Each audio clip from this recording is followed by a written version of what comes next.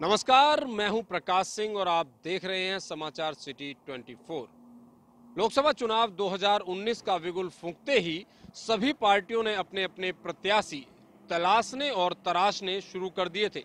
ऐसे में अगर बात करें उत्तर प्रदेश के गठबंधन की, तो सपा, बसपा और रालोद तीनों पार्टियों ने अपने अपने प्रत्याशियों पर मोहर लगानी शुरू कर दी थी। बात की जाए मथुरा की, जिसे अहम सीट माना जाता है लोकसभा के दृष्टिकोण से, तो इस सीट को रालोद के खाते में डाला गया था और रालोद ने काफी मशक्कत के बाद अपना प्रत्याशी घोषित कर दिया है। जी हां, आपको बता दें कि रालोद ने कुंवर नरेंद्र सिंह को अपना उम्मीदवार घोषित किया है, जो कि लोकसभा चुनाव 2019 के उम्मीदवार होंगे। लोकसभा चुनाव 2019 में किन वायदों को लेकर, किन बातों को लेकर चुनावी मैदान में रहेंगे कुंवर नरेंद्र सिंह, इन्हीं सब बातों को जानने के लिए आज हमारे साथ मौजूद हैं रालोद प्रत्याशी कुंवर नरेंद्र सिंह। आइए जानते हैं कि क्या है उनके मन की बात। वो हमारे साथ मौजूद है कुंवर नरेंद्र सिंह। सबसे पहले मैं आपका स्वागत करूंगा कुंवर साहब। जी धन्यवाद। बहुत बहुत बधाई आपको टिकट मिलने के लिए। शुक्रिया, बहुत बहुत धन्यवाद। कुंवर साहब, काफी लंबी कसमकस होने के बाद ये तय हो पाया कि ये आरएलडी को पहले तय हो गया था, लेकिन उसके बाद में कसमकस हुई कि किस कैंडिडेट को दी जाए, तो उसके बाद आपका नाम आया। कैसा महसूस? जी नहीं, सुकून तो मिला है और निश्चित रूप से मैं समझता हूँ हमारे राष्ट्रीय लोकदल के हाईकमान ने जन भावना का सम्मान किया है, जन भावना का आदर किया है। चूँकि अभी कुछ दिनों पहले एक यहाँ के समाज सेवी कहें उनको, जो यहाँ के जीर्णोद्धार कुंडों के विशेष ज्ञाता हैं, उनको उनकी चर्चा में नाम रहा कुछ दिनों। लेकिन जन भावना का उस पर आरोप ये था कि ये राजनीति से जुड़े हुए व्यक्ति हैं, नहीं, और मथुरा के भी नहीं थे वो। इसलिए मैं समझता हूँ कि यहाँ से जो फीडबैक गया हाईकमान को, उसके बाद चूँकि मैं लाइन में क्यू में था और भी लोग थे, तो उनने, मैं समझता हूँ, जन भावना का सम्मान करते हुए मुझे उस एक अदना से कार्यकर्ता को पुनः जनता के बीच में जाने का लोकदल के प्रत्याशी रूप में एक मुझे अवसर दिया, मौका दिया। मतलब क्या समीकरण है आपके पास इस चुनाव को, इस रण को जीतने के? देखिए, समीकरण तो सबसे बड़ा एंटी इनकम्बेंसी फैक्टर है। हेमा जी सेलिब्रिटी हैं, अभिनेत्री हैं, कलाकार हैं और प्रोमिनेंट फिगर भी हैं बहुजन बीजेपी की। लेकिन उनसे जो अपेक्षाएं थी, उनका जो ग्लैमर था, उनसे जो उम्मीद थी कि यहाँ के वो मथुरा की कल्चरल जो हैबिट्स हैं, हमारे यहाँ का ब्रज की जो सांस्कृतिक धरोहर है, उसको वो उभारने का काम करेंगी, क्योंकि वो कल्चर से जुड़ी हुई हैं। लेकिन वो कुछ हो नहीं पाया। वो इसको पेरिस बनाना चाहती थी, वो इसको लंदन बनाना चाहती थी, इतना सफाई रखना चाहती थी। यहाँ की जो उद्योग है, जो नॉन पोल्यूशन उद्योग है, उसको बढ़ावा देना चाहती थी। यहाँ के ब्यूटिफिकेशन के लिए उनकी बहुत तमन्नाएं थी, उनके विचार बहुत थे, लेकिन समय नहीं था उन पर शायद इन कामों को करने के लिए। आपको जानकारी होगी कि इससे पहले आपके जयंत चौधरी यहाँ से सांसद रहे, तो उस कार्यकाल में क्या कुछ हुआ? नहीं, देखिए, उस कार्यकाल में भी नहीं हुआ ज़्यादा। उसका कारण ये था कि उत्तर प्रदेश में उनकी सरकार नहीं थी। काम एक्चुअली धरातल पे होते हैं जब प्रांत में सरकार हुई। यहाँ तो पार्षद से लगा के और केंद्र तक भारतीय जनता पार्टी का था। अब काम न होने की वजह क्या थी?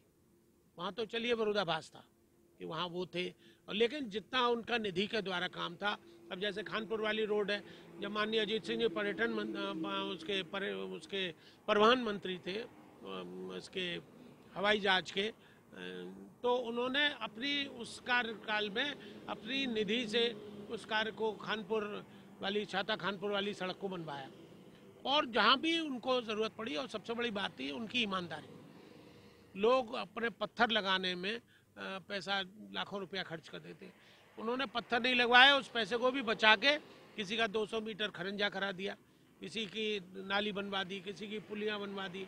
हमारे यहाँ पानी भर जाता था ये जंक्शन वाले पुल पे, उसके नीचे, और ऊपर से गंदा मल मूत्र गिरता था रेल का, उसके नीचे उन्होंने फॉल सीलिंग लगवा दी, जिससे कि वो काफ़ी लोगों को राहत मिली, नहीं तो गंदा उनके ऊपर पड़ता था। तो काम किए उन्होंने। आपका मानना है कि अजीत सिंह और अजीत सिंह के पुत्र काम करते हैं, लेकिन बीजेपी की अगर बात करें तो बीजेपी का पूरा सिस्टम धराशायी रहा। धराशायी रहा और सवाए जुमलेबाजी के कुछ नहीं हुआ। लोगों को गुमराह किया, 15 लाख रुपया देंगे, 2 करोड़ नौकरियां देंगे और विकास करेंगे, और जो स्मार्ट सिटी हैं उनके लिए बात की थी, उसमें मथुरा के बड़ी जोर से। और सबसे बड़े ताज्जुब की बात यह है कि एनसीआर में मथुरा नहीं आया, भरतपुर आ गया, मुजफ्फरनगर आ गया, बुलंदशहर आ गया। मथुरा में एनसीआर क्यों नहीं आया? मथुरा एनसीआर में क्यों नहीं आया? एनसीआर में अगर आ जाता तो ऑटोमेटिकली बहुत विकास के काम होते हैं। मतलब आपकी रालोद को, राष्ट्रीय लोकदल को जाटों की पार्टी माना जाता है, ऐसे में एक ठाकुर कैंडिडेट उतार पाना, क्या दोनों का समावेश बहुत अच्छे से हो पाएगा? ठाकुर और जाट वोट दोनों पाएगा। ठाकुरों में उत्साह है, जाटों में उत्साह है, दलितों में उत्साह है, माइनॉरिटी में उत्साह है। तो करीब 8 लाख वोट हमारा जो है वो आज एन ब्लॉक हमारे साथ है। तो बात ठाकुर और जाट की नहीं है, बात इसकी है कि राष्ट्रीय लोकदल का जो प्रत्याशी लड़े वो जीते बहुमत से। तो उसके लिए यहाँ पर कार्य करने के लिए मुझे भेजा गया है।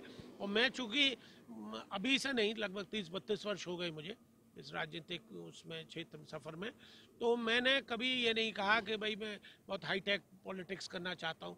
मैं तो मजलूमों के लिए, गरीबों के लिए, ढकेल वालों के लिए, फेरी वालों के लिए, कुलियों के लिए, जो भी मेरे संज्ञान में आता है, गरीब किसानों के लिए जो भी मैटर्स हमारे संज्ञान में आते हैं, समय समय, टेम्पू वालों के लिए, जहाँ भी उनके अधिकारों पे हनन प्रशासन करता है या शासन करता है, हमने उसको मुद्दे को बहुत शिद्दत से उठाया है। आपके साथ सामने विनीत नारायण जी, ठाकुर तेजपाल सिंह पूर्व मंत्री रहे हैं, ऐसे बड़े कद्दावर नेता, और अनूप चौधरी जैसे कद्दावर नेता टिकट की लाइन में थे। क्या इन सबको आप अपने फेवर में ले सके?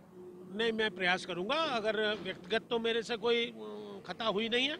अब ये तो हाईकमान का निर्णय है। नाराजगी मुझसे तो नहीं होनी चाहिए, पार्टी से नहीं होनी चाहिए। अगर लोकदल का प्रत्याशी हारता है या लोकदल का कोई नुकसान होता है तो ये उनका भी नुकसान है। यहाँ पर देखा जा रहा है कि पहले प्रत्याशी के तौर पे आप चुने गए हैं, अभी बाकी पार्टियों के पिटारे खुलने बाकी हैं, अभी कांग्रेस आपका प्रतिद्वंद करने वाली है, उसके बाद में बीजेपी भी। तो क्या मतलब अपने आप को कितना तैयार कर सकते? कांग्रेस ने तो हमारी 2 सीटें जो लड़ रही हैं, राष्ट्रीय लोकदल, माननीय अजीत सिंह जी और जैन जी, वहाँ पर कोई प्रत्याशी न खड़े करने का निर्णय लिया है। तो हो सकता है अभी 1 सीट खाली है, हो सकता है कि मथुरा में भी न वो खड़ा करें, ऐसी संभावना है। मतलब गठबंधन में सभी को समेटने का प्रयास? हमारा तो प्रयास यही था। वो कुछ राजनीतिक परिस्थितियां ऐसी रहीं कि जिसकी वजह से तालमेल कांग्रेस से नहीं बैठ पाया। मेरा मानना है अब भी कि कांग्रेस से अगर मिलकर सब गठबंधन चलता तो शायद भारतीय जनता पार्टी 5 सीटें मथुरा में, यूपी में आती, इससे ज्यादा नहीं आती। मतलब मोदी जी कह रहे हैं कि मैं चौकीदार हूं और चौकीदार के तौर पे यहाँ पे रहूंगा, और आप कहते हैं कि मैं मसीहा हूं उन लोगों का जो गरीब तबके के हैं। तो ये चौकीदार और गरीबों के मसीहा के बीच की लड़ाई कैसे रहेगी? ना, देखिए साहब, गरीब तो गरीब है और उसकी मदद करना हम सबका, जो सामान्य जाति के लोग हैं या सामान्य वर्ग के लोग हैं, मैं कहूँगा जाति नहीं, उनका धर्म है कि उनकी हम रक्षा करें। अब वो हम द्वारपाल बन के करें, कि चौकीदार बन के करें, कि पहरेदार बन के करें, कि उनका सैनिक बन के करें, किस तरह से करें, ये हमारा अपना वो है। तो ये तो यही तो जुमले हैं उनके। अब चाय वाले पे लोगों ने कह दिया कि साहब ये तो चाय का काम करते थे, तो उन्होंने चाय को ही अपनी ढाल बना लिया, हथियार बना लिया। अब चौकीदार, चूंकि राहुल गांधी कहते थे चौकीदार और जनता कहती थी चोर है। राफेल के ऊपर ये इशू आया है, राफेल, और इसमें थोड़े सा मुझे तो I feel there is something black in the bottom. क्योंकि वो फाइलें कैसे गायब हो गई? एडवोकेट जनरल का सुप्रीम कोर्ट में ये कन्फेस करना कि फाइल गायब हो गई, और बाद में फोटो स्टेट करा। अब ये फाइलें कहीं फोटो स्टेट हो रही हैं, तो इसमें कहीं ना कहीं कुछ घालमेल तो है। सीबीआई के डायरेक्टर को रात को 2 बजे हटाने का क्या मतलब? ये आज तक कभी हिंदुस्तान के इतिहास में नहीं हुआ। इंदिरा गांधी जी भी बहुत स्ट्रांग थी, उनका भी जलवा बहुत था, लेकिन उन्होंने भी ऐसी हैंकी पैंकी हैबिट्स कभी अडॉप्ट नहीं की। देश की सुरक्षा के साथ उन्होंने कभी खिलवाड़ नहीं किया। साहब, अगर मथुरा की बात करते हैं तो यहाँ से एक बड़ी कद्दावर प्रत्याशी जो बहुत बड़े अंतर से पिछली बार जीती थी, हेमा मालिनी जी, सेलिब्रिटी हैं, आप मानते हैं। तो ऐसी स्थिति में क्या मानेंगे कि आप कितने वोटों से आपकी शुरुआत होगी, कैसे जीत पाएंगे?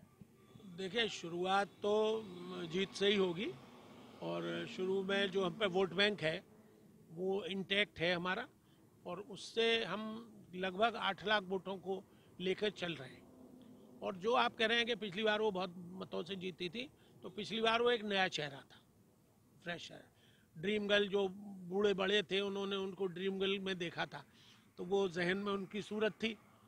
तो पहली बार आई और उन्होंने आके यहाँ पे किया। और फिर मोदी जी का उस वक्त थोड़ा एंटी इनकम्बेंसी कांग्रेस का भी था, यूपीए गवर्नमेंट का, कुछ घोटालों की बात आ गई थी मीडिया में, तो उसकी वजह से वो फ्रेश चेहरा होने की वजह से उनको मिला। ड्रीम गर्ल इस बार काम नहीं कर पाएंगे। अब ड्रीम गर्ल साहब वो 70+ है, अब वो ड्रीम गर्ल कब तक रहेंगी? फेस लिफ्टिंग कराने से ड्रीम गर्ल थोड़ी हो जाता है। तो अब उनका जादू नहीं चलेगा। उनका चलेगा ना मोदी जी का चलेगा। अब तो यहाँ की समस्या सबसे बड़ी जो है प्रकाश जी, वो किसानों की है। किसान रात भर लेकर, रात में तो बुजुर्ग बैठे, दिन में तो बच्चे रात को रखवाली अपनी फसलों की कर रहे हैं, और दिन में बुजुर्ग लोग बैठे रहते हैं। किसान सम्मान निधि दे रहे हैं। कुछ नहीं, 2000 में क्या होगा, 1475 रुपए का तो डीएपी का कट्टा आता है। आपकी सरकार बनी, आप पावर में आए तो क्या करवाएंगे? कर्जों का किसानों का कर्जा माफ करेंगे। तो महागठबंधन की नीति है सारे प्रांत में, और जहाँ जहाँ कांग्रेस की अभी बनी है, हालांकि हम कांग्रेस के अंग नहीं है, लेकिन जहाँ जहाँ सरकारें बनी है उनको सरकार किसानों के कर्जे माफ कर दिए। आपके समर्थकों में एक बड़ी अच्छी लहर दौड़ी, इस बात को लेकर के अपने समर्थकों को कितना आश्वस्त करते हैं? जीत के बाद कितने उनके करीब रहेंगे? मैं तो समर्थकों से ही जीतूंगा, उन्हीं की मेहरबानी और उनके परिश्रम से ही तो जीत होगी।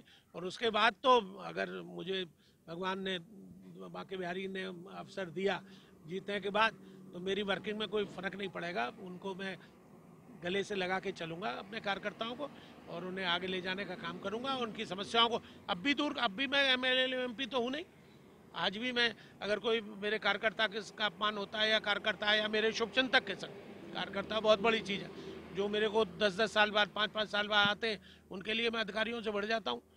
तो मैं क्या उन लोगों को छोड़ दूंगा? पावर में होंगे तो निश्चित। अरे कोई पावर नहीं, मेरे लिए पावर और बेपावर का कोई फर्क नहीं पड़ता। हमने बहुत पावर देखा है, हम सत्ता में भी रहे, सत्ता से बाहर भी रहे, इसलिए हम पे कोई इस बात का फर्क नहीं पड़ता। मैं जैसा हूँ वैसा ही रहूंगा, और ताकत मिले। देखिए, काम तो मैं अब भी कर रहा हूँ। मैंने पिछली बार विधानसभा का चुनाव लड़ा था, तब भी मैंने ये बात रखी, मैंने कहा मुझे कलम में ताकत मिल जाएगी तो वो आपके ही काम आएगी। भाई पद मिलने से क्या होगा? कलम की ताकत कैसे मिल पाएगी? कलम की ताकत जनता देगी। भरोसा के हमारे साथ कुंवर नरेंद्र सिंह, जिन्हें रालोद ने ग्रीन सिग्नल दे दिया है और उनकी टिकट यहां से फाइनल कर दी गई है। ऐसी स्थिति में टिकट फाइनल होने के बाद कुंवर नरेंद्र सिंह को आज भी उन्होंने साफ तौर पे कहा कि डर सता रहा है ईवीएम का। ईवीएम के उस डर को मन में, जहन में पाले हुए कुंवर नरेंद्र सिंह अपनी कमर कस चुके हैं, और उन्होंने साफ तौर पे कहा कि वो अपने कार्यकर्ताओं के साथ, अपने उन जन समर्थकों के साथ जैसे पहले थे, आज भी वैसे ही रहेंगे। और अगर उन्हें सत्ता मिलती है, उन्हें पावर मिलती है, यानी अगर पदासीन होते हैं वो सांसद के पद पर, तो अपनी जनता की समस्याओं का निस्तारण करने के लिए वो तत्पर रहेंगे। समाचार सिटी 24 की हर ताजा तरीन खबर के लिए आप हमारे साथ यूं ही बने रहिए।